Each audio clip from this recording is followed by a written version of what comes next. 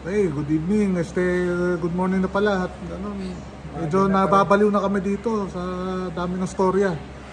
So, after game day 2 ng FIBA Basketball World Cup, naglaro ng US kanina. And they won handily 99-72 laban sa New Zealand. So, makita niyo yung score, tambak. So, expected yun, but actually, US trailed 14-4, then Carlo, nung pumasok si Paolo Banchero, bago iip ng laro. So, what's your thoughts on tonight's game? Habang nag-upload ka ng video mo. The better Banchero. Hindi naman, magaling naman siya. By the way, si Chris Banchero is di kasi, Paolo Banchero, pero kininawi lang namin, walang layong Pinoy si Paolo Banchero, kataon lang kamag-anak sila. So yeah, so just your thoughts on... Nabanggit ka ni Coach Steve, parang Steve Kerr kanina sa press conference. Parang na pala. Na parang it displays the depth ng Team USA na kahit mag-misfire yung mga starters, anyone can be counted upon from the bench, not just the starters. So ganun kalalim mga Team USA. So touching again kay Banchero, actually aminin ko ngayon ko lang nakita siya maglaro talaga. Bihira lang makanood ng Orlando Magic. Very impressive yung play niya on both ends. Shooting din, and parang dominant niya sa depensa New Zealand. So he deserves to be one of the players na napansin kanina sa interview kanina. Kami nagtanong sa kanya. Also yung bench, si Tyrese Haliburton ng Pacers, also played well. Siyempre Austin Reeves, Austin Reeves Lakers, dami nagtitili sa kanina Pogi. Pogi. But the guy can play, Biro lang yan. So at nakita natin ang nasa likod, si Celeste Flores. Happy birthday. Celeste Flores, happy birthday. Yan, tuwan-tuwa yung kanina kay Austin Reeves. Nagpakain din si Celeste. Oo nga, pakain. Biyuin mo. Meal stub. Dinner. Yung meal stub pa, 6 to 8. Gabi yung handa. Pati sila Tim Reynolds. Oo nga. Tim Reynolds saka si Brian Windhorst. Pinakain pa niya sila. Alam mo, nag-ano lang kami dito kasi may mga natira pang mga reporter dito. But,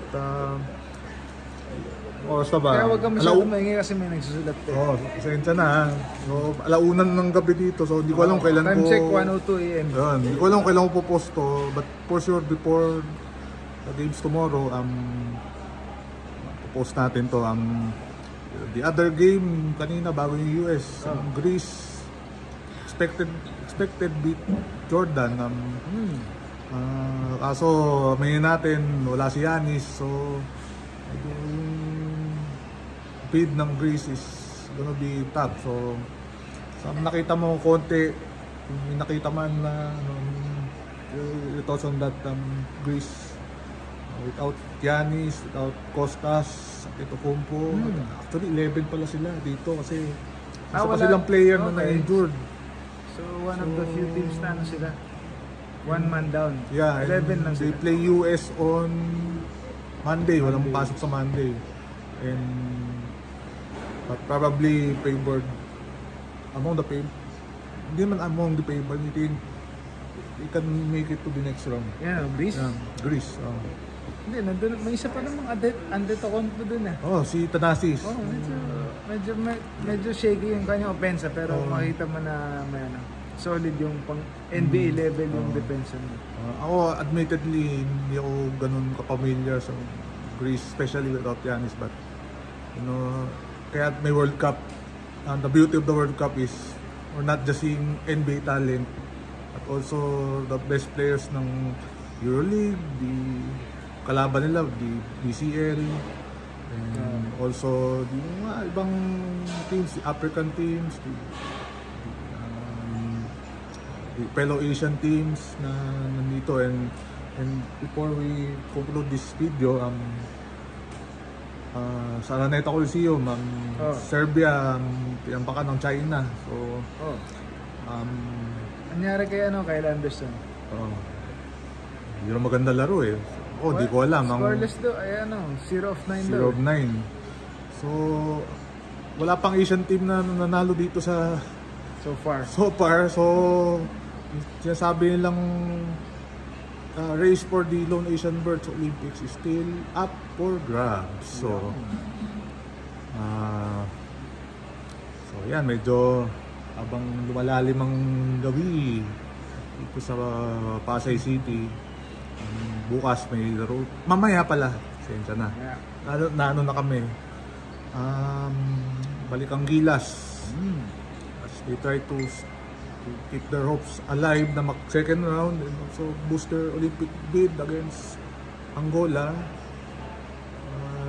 Yan ang tututukan bukas. And dito sa Mall of Asia, Montenegro and Lithuania, they play yung teams na natalo. Palitan na sila ng opponent. Preview for the bigger game on Tuesday na kasi maglalaban sila. So, just your thoughts on mga mangyayaring games bukas. Siyempre, Gilas ang focus ng fans natin dito sa Pilipinas. Buti lang, day off ako bukas. Wala akong COVID. Buti ka pa ako, Pero siyempre, support tayo sa Gilas and Angola, di ba? Angola, kung di nila mapanalo to, huwag na sila magpakita dahil ito. Uy, may hot take ka na naman. Hindi, itong pinaka-winnable game natin, di ba? So, tama. They have to, be at their best. And, target a win. Na, maganda naman pinakita nila ng, di ba? Surprisingly, maganda nga yung, nakadikit tayo sa Dominican Republic. So, sana makasilat tayo sa Angola. So, yan. Again, World Cup ulit bukas. Again, Gilas. Then, Game Samoa. Panoorin nyo rin yung sa Okinawa and Jakarta. If you're able, sa mga television screens nyo, sa mga cellphone nyo. The games are just amazing. Seeing these NBA players, seeing these European players, seeing these all quality players, talagang exciting tong makes our work. And us being sports fans, napakasarap ng feeling nandito sa World Cup. So, Ken, time check is 1:06 ng umaga dito sa presyon ng Mall of Asia Arena. So, for Carlo, JT, at wala pa rin title tong podcast namin. So, ayaw mo yung hindi, nagsuggest na may sasuggest yan, pero pag-uusapan muna namin kung matutuloy pa namin tong kalokohan na ginagawa namin. So, yan. Again, behalf of both of us, yung mga natira pa dito, Tino Maragay, si Kasoy Masoy, si Les, Mark G, and Don Ramon. Oy. It's good morning. Good morning. And later on, good night. It's game day again in the FIBA World Cup.